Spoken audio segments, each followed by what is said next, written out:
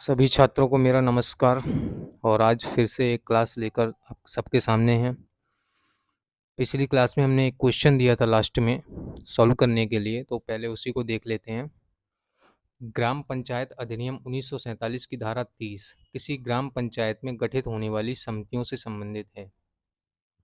पिछली क्लास जिसने ध्यान से देखी होगी उसको पता होगा कि धारा 30 में संयुक्त समिति की बात की गई है, और धारा 29 है जो वो समितियों से संबंधित होती है। जो नॉर्मल समितियां गठित होती हैं वो धारा 29 के अंतर्गत है, जबकि धारा 30 में संयुक्त समिति की बात की गई है। तो ये वाला फर्स्ट स्टेटमेंट रॉन्ग हो गया। आगे दूसरा स्टेटमेंट है, ग्राम पंचायत द्वारा किसी विशेष कार्य को पूर्ण करने के लिए स्वयं से नए पद सृजित किए जा सकते हैं। ये भी पिछली क्लास में बताया था। यदि कोई विशेष कार्य है और ग्राम पंचायत को लगता है कि उसे खुद से नए पद सृजित करने होंगे उस विशेष कार्य को पूर्ण करने के लिए, तो वो खुद से नए पद भी सृजित कर सकती है, और उसके लिए पूर्व अनुमति लेनी होती है। तो इसमें केवल 2 सही है। अब आते हैं आज के वीडियो पर, और जो आज की क्लास होने वाली है वो पंचायती राज अधिनियम 1947 का सबसे मोस्ट इम्पोर्टेंट चैप्टर है। इससे ज़्यादा मोस्ट इम्पोर्टेंट चैप्टर पंचायती राज अधिनियम का शायद ही कोई नहीं है। और इससे लगभग 3 क्वेश्चन तो पक्के हैं कि इस चैप्टर से आपको 3 क्वेश्चन देखने को मिलेंगे ही मिलेंगे। ठीक है, तो इस चैप्टर की सारी धाराएं इंपॉर्टेंट हैं नंबर वाइज भी, और इसकी थ्योरी तो इम्पोर्टेंट है ही। तो देखते हैं, चैप्टर 4 है ये, ग्राम निधि। ग्राम निधि क्या होती है इसको समझेंगे पहले हम। तो पंचायती राज अधिनियम की धारा 32 में ग्राम निधि की बात की गई है। धारा 32 में ग्राम निधि क्या होती है? ग्राम निधि प्रत्येक ग्राम पंचायत के लिए एक ग्राम निधि गठित होती है। अच्छा, एक ग्राम पंचायत में एक ही ग्राम निधि हो सकती है। ठीक है, चाहे पंचायत छोटी हो चाहे बड़ी, इसमें संयुक्त ग्राम निधि का कोई भी प्रावधान नहीं है कि 2 ग्राम पंचायतें मिलाकर एक ग्राम निधि बना दी जाएगी। ठीक है, तो ये आपको याद रखना है कि प्रत्येक ग्राम पंचायत के लिए एक ग्राम निधि होगी। ग्राम सभा तथा ग्राम पंचायत के दायित्वों को पूरा करने के लिए ग्राम निधि का गठन किया जाता है। ग्राम निधि एक तरीके से एक फंड होता है। फंड को रखने के लिए एक तरीके से लॉकर समझ सकते हैं ग्राम निधि को। फंड को रखने के लिए एक लॉकर होता है। जो इस फंड से क्या काम हो सकते हैं? ग्राम पंचायत और ग्राम पंचायत के जो भी दायित्व होते हैं उनको पूरा करने के लिए जो भी फंड की जरूरत पड़ेगी हम इसी लॉकर से निकालेंगे, जिसे हम ग्राम निधि कहते हैं। अच्छा, ग्राम सभा और ग्राम पंचायत के दायित्वों को पूरा करने के अलावा और क्या काम हो सकते हैं इससे? इसके अलावा भूमि प्रबंधक समिति के कर्तव्यों, मैंने पिछली क्लास में बताया था। कितने बच्चों को याद है? आप लोग कमेंट में बताइएगा कि भूमि प्रबंधक समिति का जो गठन है वो किस अधिनियम के तहत किया जाता है। ठीक है, तो इसके अलावा भूमि प्रबंधक समिति के जो भी कर्तव्य और दायित्वों को पूर्ण करने के लिए आवश्यक धनराशि भी इसी ग्राम निधि से दी जाती है। ठीक है, ग्राम सभा ग्राम पंचायत के दायित्व तो पूर्ण होंगे ही, इससे भूमि प्रबंधक समिति के कर्तव्य और दायित्व भी पूर्ण किए जाएंगे। अब आते हैं कि भूमि प्रबंधक समिति किससे आवश्यक धनराशि की मांग करेगी? तो वो करेगी ग्राम पंचायत से।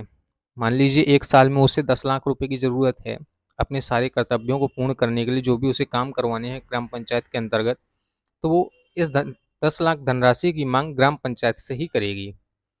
अब ग्राम पंचायत से जब मांग करेगी तो भूमि प्रबंधक समिति की यह मांग ग्राम पंचायत द्वारा एक्सेप्ट अगर हो गई तो वो धनराशि दे दी जाएगी।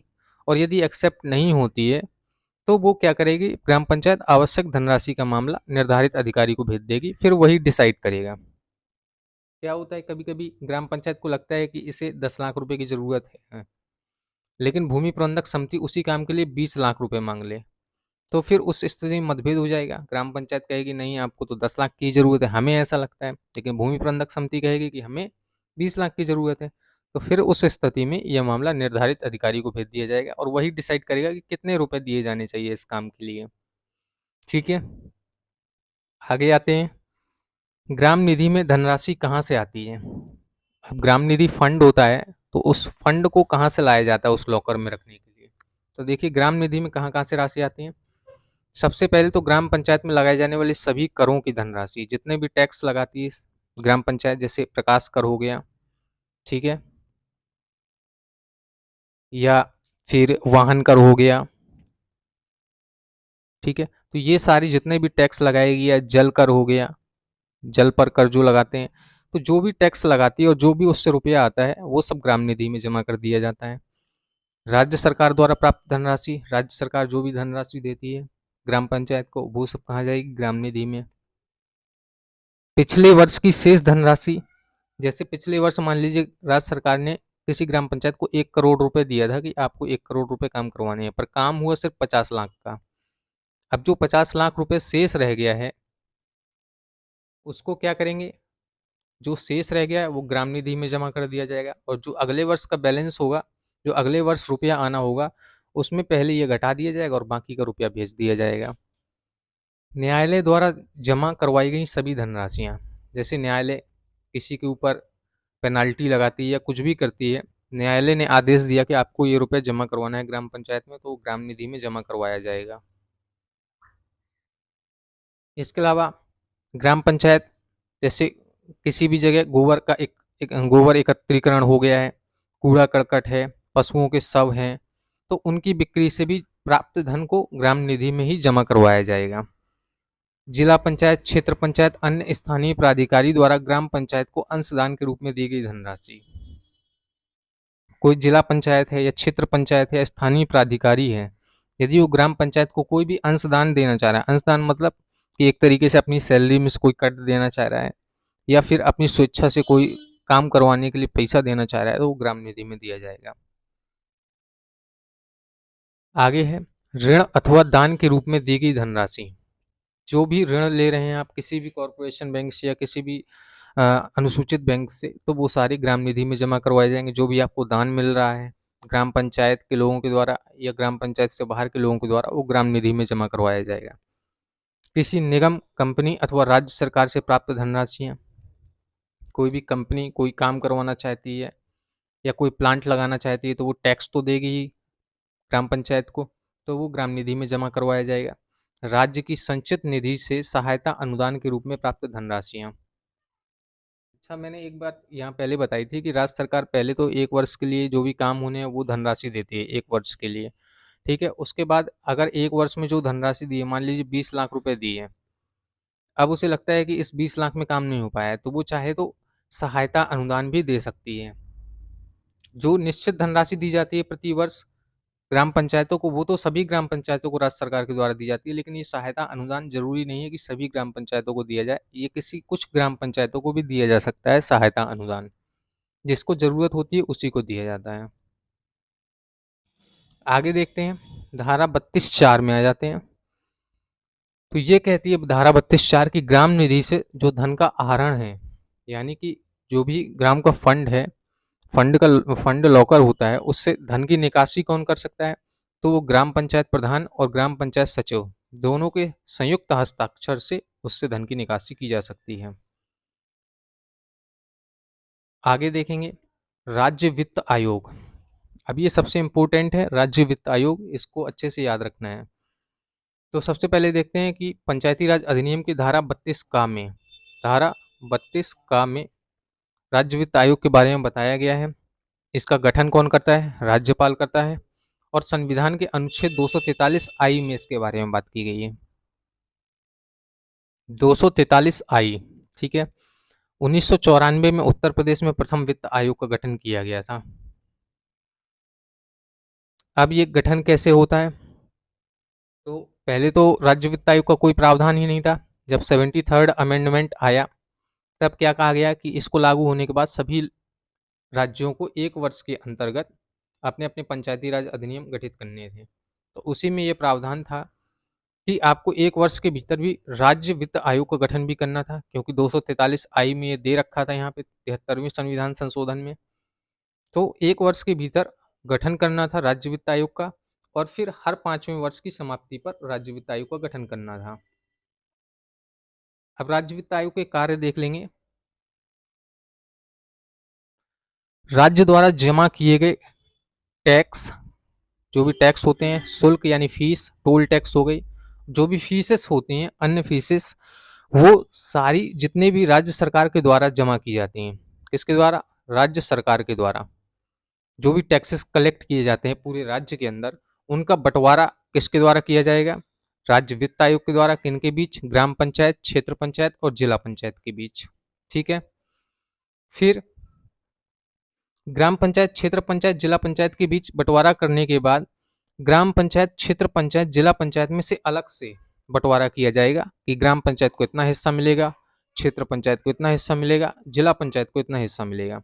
जैसे इस बार क्या है, 15-15-70 है ना, 15-15-70 रेशियो है। 70 ग्राम पंचायत, 15 क्षेत्र पंचायत और 15 ही जिला पंचायत, यानी कि 100 रुपए की धनराशि में 70 ग्राम पंचायत को मिलेगी और 15-15 रुपए क्षेत्र और जिला पंचायत को मिलेंगे।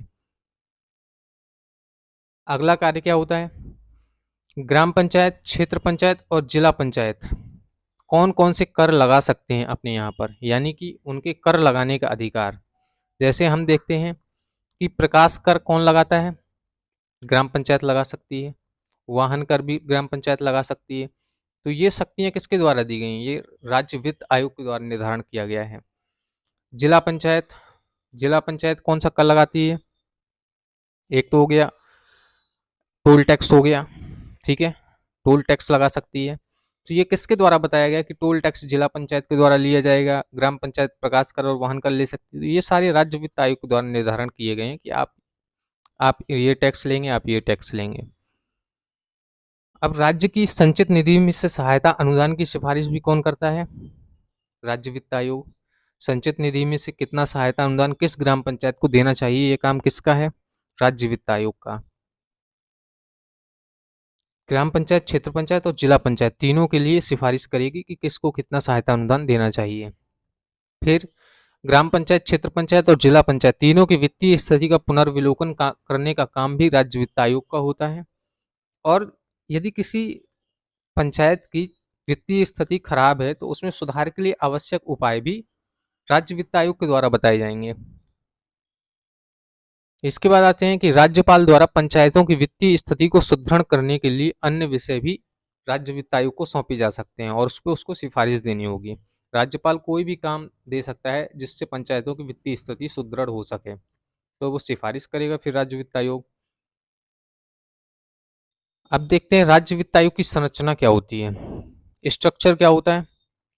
ठीक है, तो किस तरीके से निर्धारित होता है स्ट्रक्चर, तो सबसे पहले तो ये देखेंगे कि संरचना निर्धारित करने का दायित्व किसका है, राज्य सरकार का है।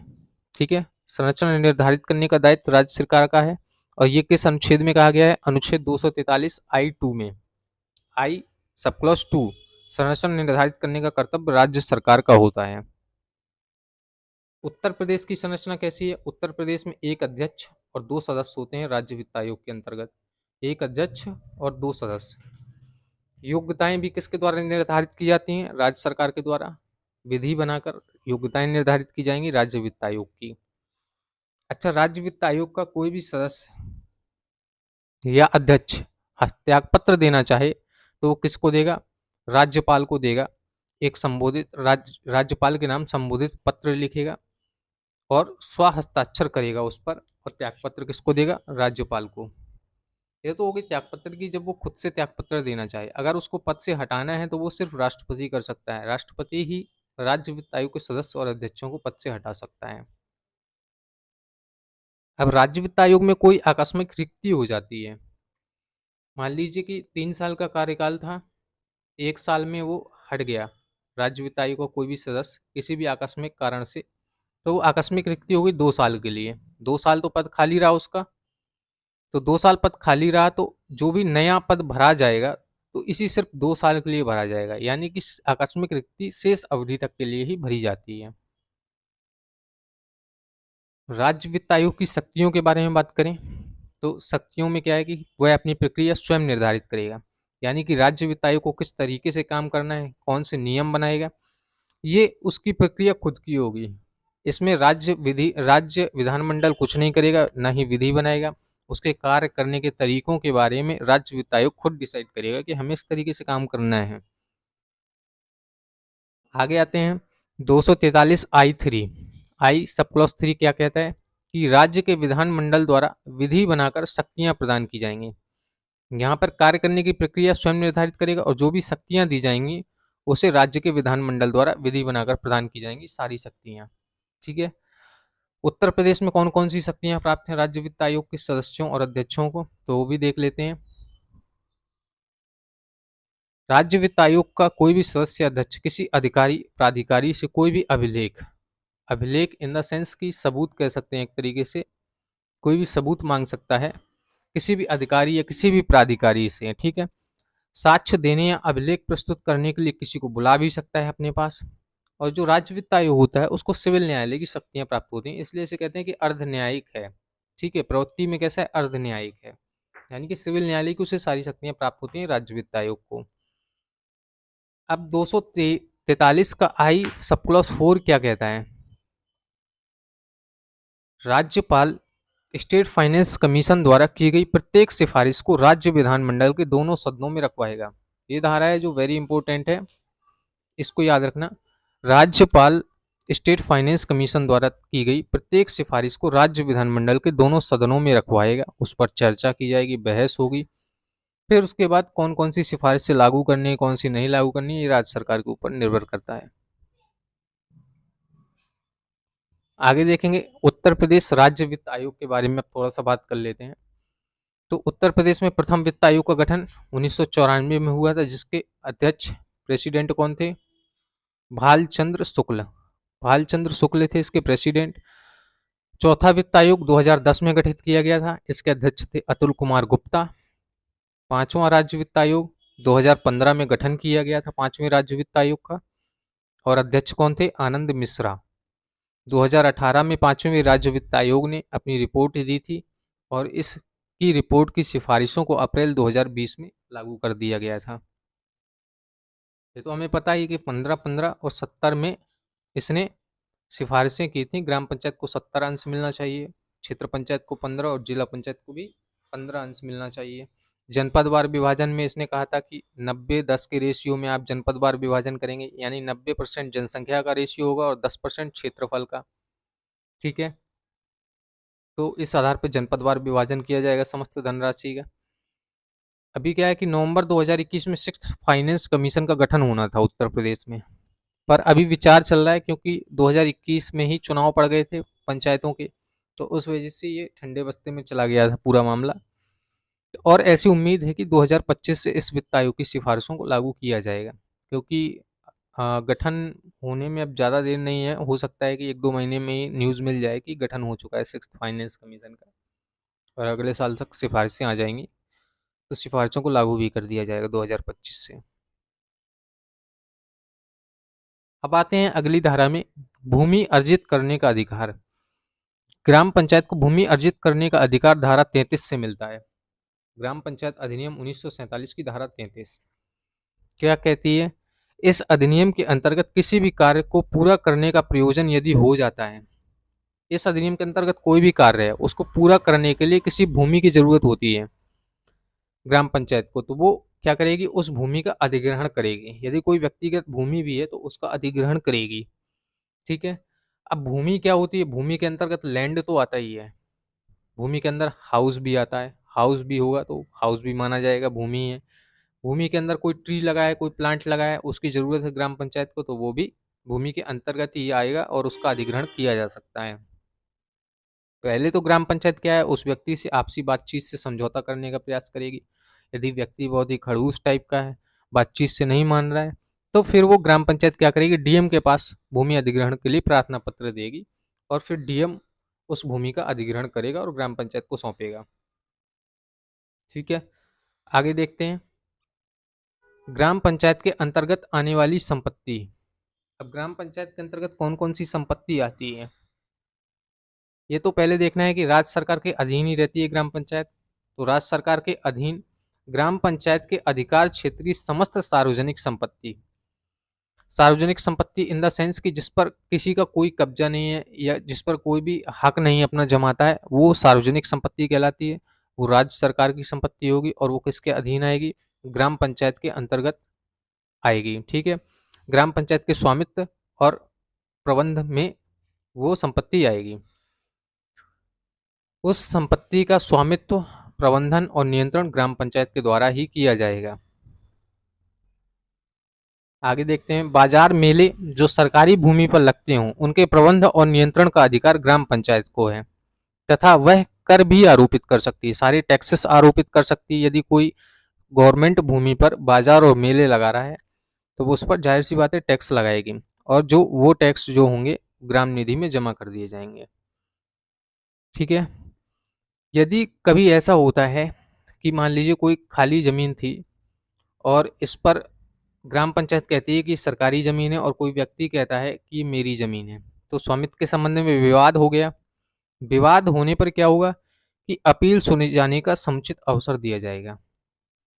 ऐसा नहीं कि ये ग्राम पंचायत सीधे कब्जा ही कर लेगी, ये आदमी चिल्लाता ही रह जाएगा कि नहीं ये तो मेरी ज़मीन है, और ग्राम पंचायत उस पर कब्जा किए रहेगी। ऐसा नहीं होगा, पहले इसकी अपील सुनी जाएगी। जब तक फैसला नहीं आ जाएगा अपील का, तब तक इस संपत्ति का निर्धारण नहीं होगा कि किसकी है। निर्णय के बाद ही संपत्ति का निर्धारण किया जाएगा कि ग्राम पंचायत की है या व्यक्तिगत संपत्ति है। ग्राम पंचायत की उधार लेने की शक्ति। ग्राम पंचायत की उधार लेने की शक्ति क्या कहती है? ग्राम पंचायत किससे किससे उधार ले सकती है? तो सबसे पहले तो ये देखना है कि ग्राम पंचायत जो भी उधार लेगी वो राज्य सरकार अथवा जिला मजिस्ट्रेट की पूर्व अनुमति से ही लेगी। ठीक है, ऐसे नहीं किसी से भी उधार ले ले। तो राज्य सरकार जब अनुमति देगी या कोई जिला मजिस्ट्रेट होगा उसकी अगर पूर्व अनुमति मिल गई है उधार लेने के लिए, तो फिर ग्राम पंचायत क्या कर सकती है? फाइनेंस कॉरपोरेशन से उधार ले सकती है, किसी भी सरकारी बैंक से उधार ले सकती है, आरबीआई लिस्टेड कोई भी प्राइवेट बैंक है उससे भी उधार ले सकती है, उत्तर प्रदेश की कोई कोऑपरेटिव बैंक है उससे उधार ले सकती है, डिस्ट्रिक्ट कोऑपरेटिव बैंक है उससे उधार ले सकती है, या किसी अन्य ग्राम पंचायत से भी उधार ले सकती है। और ये सारी ऋण की राशि ग्राम निधि में जमा की जाती, ये तो बताया ही था आपको। तो आज के चैप्टर में बस इतना ही था। अब ये क्वेश्चन देख लेते हैं, 2 क्वेश्चन मैं सॉल्व करवा देता हूँ यहाँ पर। 2 क्वेश्चन आपको होमवर्क में करके लाने हैं, या आप कमेंट बॉक्स में मुझे बता दें। पहला क्वेश्चन है, गलत कथन का चयन कीजिए। ठीक है, किन्हीं 2 ग्राम पंचायतों के लिए पूर्णकालिक संयुक्त ग्राम निधि का गठन किया जा सकता है। किन्हीं 2 ग्राम पंचायतों के लिए पूर्णकालिक संयुक्त ग्राम निधि का गठन किया जाता है। यहाँ पर सबसे पहली चीज आपको याद रखनी है, पूर्णकालिक संयुक्त ग्राम निधि का गठन कभी भी नहीं किया जा सकता 2 ग्राम पंचायतों के लिए। कोई ऐसा कार्य है जिसके लिए संयुक्त ग्राम पंचायत का गठन किया गया था और उसी में आधा आधा इन दोनों को फंड लगना है उस कार्य को पूर्ण करने के लिए, तो हो सकता है कि उसके लिए एक संयुक्त ग्राम निधि का कुछ काम, उस सिर्फ उस काम के लिए, जब तक वो काम नहीं हो जाता उस काम के लिए संयुक्त ग्राम निधि का गठन किया भी जा सके, लेकिन पूर्णकालिक अवधि के लिए नहीं, सिर्फ उस कार्य के लिए गठित किया जा सकता है। ठीक है, तो ये स्टेटमेंट हो गया हमारा रॉन्ग। आगे देखते हैं, भूमि प्रबंधक समिति द्वारा कार्यों को पूर्ण करने के लिए मांगी गई धनराशि हेतु ग्राम पंचायत बाध्य नहीं है। तो बिल्कुल सही है। अब मान लीजिए भूमि प्रबंधक समिति 20 लाख रुपए मांग रही है, ग्राम पंचायत को नहीं लगता है कि 20 लाख का काम है तो वो नहीं देगी, मतलब बाध्य नहीं है। ऐसा नहीं कि ये जितना मांगे पैसा उतना ही देना है। फिर क्या होगा कि वो समुचित प्राधिकारी के पास भेज देगी ये मामला ग्राम पंचायत कि भाई ये इतने रुपए मांग रहे हैं, इतने की हमें नहीं लग रहा है कि जरूरत है। फिर ये समुचित प्राधिकारी तय करेगा कि उसको ज़रूरत है भी इतने पैसों की या नहीं है। तो ये बिल्कुल सही स्टेटमेंट है कि ग्राम पंचायत बाध्य नहीं है। ठीक है, तो यहाँ पे दूसरा स्टेटमेंट सही हो गया और पहला स्टेटमेंट हो गया गलत। गलत कथन का ही चयन करना था तो केवल एक गलत हो गया। आगे देखते हैं, उत्तर प्रदेश प्रथम राज्य वित्त आयोग के अध्यक्ष एवं प्रथम केंद्रीय वित्त आयोग के अध्यक्ष कौन थे? प्रथम राज्य वित्त आयोग के अध्यक्ष अभी मैंने पहले ही बताया है, थोड़ी देर पहले ही, कि भालचंद्र शुक्ल थे। और केंद्रीय वित्त आयोग के प्रथम अध्यक्ष कौन थे? केसी नियोगी। तो यहाँ पे केसी पंत है तो ये हो गया गलत। केसी नियोगी, आनंद मिश्र तो 5वें के हैं तो ये भी गलत हो गया। बालचंद्र शुक्ल और केसी नियोगी, तो ये स्टेटमेंट हो गया सही। आगे देखेंगे, ये 2 आपको क्वेश्चन करके लाने हैं जो आगे बताऊंगा मैं।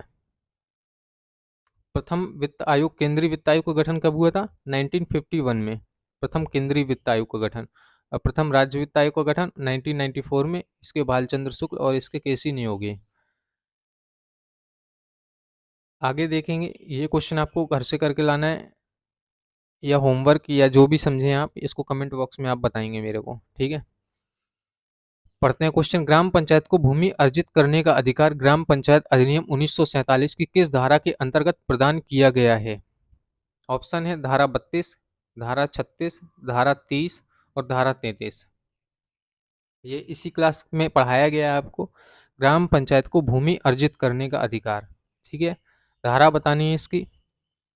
नेक्स्ट क्वेश्चन है, ग्राम पंचायत व किसी व्यक्ति के बीच संपत्ति के स्वामित्व में विवाद होने पर फिर 4 ऑप्शन दिए गए हैं।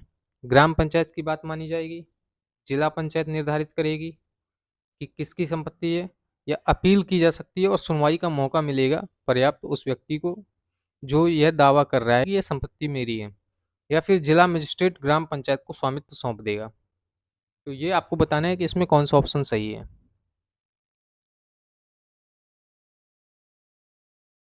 क्वेश्चन आप लोग देख लीजिए एक बार फिर से। इसका आपको आंसर कमेंट बॉक्स में देना है और एक इस क्वेश्चन का आंसर आपको कमेंट बॉक्स में देना है। दोनों के आंसर कमेंट बॉक्स में देने हैं आपको, ठीक है। और रिवीजन डेली करते रहिए अपना। रिवीजन में रुकावट मत डालिए, क्योंकि अब एग्ज़ाम ज़्यादा दूर नहीं है।